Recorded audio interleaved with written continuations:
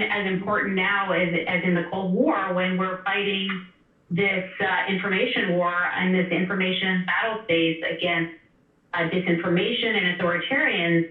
These organizations are getting out the U.S. message, VOA, and then the others are getting news and information demonstrating the First Amendment, demonstrating the free press, and getting information into Russia, China, Iran, North Korea. The work that Radio Free Asia is doing in China is amazing. The Open Technology Fund has produced tools, internet freedom tools that are used by 2 billion people. Radio Free Europe, working with the other entities, launched Current Time, which is a 24/7 global digital and broadcast network going to Russian speakers around the world. So these are really important assets. And what's really troubling is that we may have already done them damage by putting in place, as you laid out, seemingly partisan cronies and not respecting the procedures on the books, the guardrails on the books. So we may have already done some damage, and it's really, really important that we pull back from that precipice. Ambassador Cocker, let me ask you, what was your reaction to being fired sort of unceremoniously in the way that you were this week?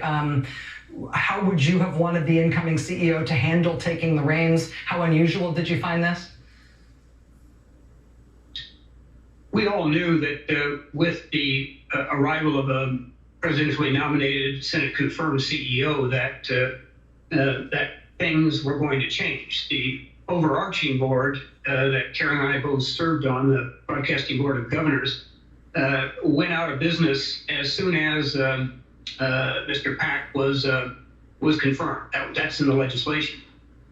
We also knew that he might want to make changes in the subsidiary entity boards. So we just sat tight on that. We didn't have any guidance of what he might want. I can't say I was terribly surprised to get the letter. But what did surprise me, as Karen alludes to, is the fact that he then sacked all of the entity head. Karen has described the structural work this board did to make the entire U.S. global media operation better. A lot of that has to do with people. You mentioned Amanda Bennett. It does not get better than that in American journalism. In addition to the 2 Pulitzer Prizes, she literally saved the Philadelphia Inquirer when she was executive editor. Look at Alberto Fernandez, my former Foreign Service colleague who ran Middle East Broadcasting, MBN. He is a fluent Arabic speaker, and those are rare on the ground, let me tell you, as one myself. Alberto was good enough to go on Al Jazeera, debate some of our adversaries in flawless Arabic, and just create a whole different image for the United States. He remade the Middle East Broadcasting Network, cleaned it up, cleared it out, started over in a lot of respects, and it is utterly unrecognizable from the pretty pedestrian entity that he stepped into. He got banned in Baghdad. How great is that for reporting on corruption? The Iraqi government didn't like it. This administration didn't like it so well either. The people loved it. We were telling truth to power.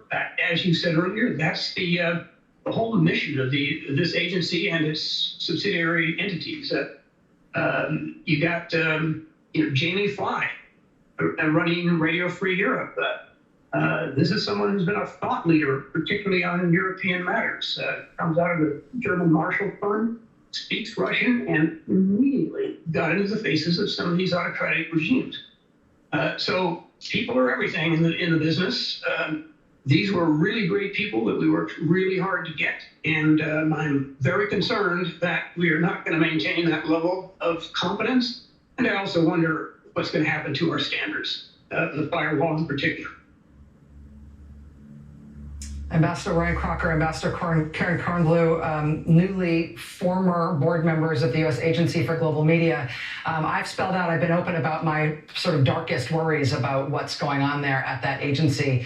But aside from that, thank you for the service that you gave to our country by doing this work. And I'm sorry that it has ended in the way that it has. Thanks for helping us understand. Thank you so much for covering this. I appreciate it. All right.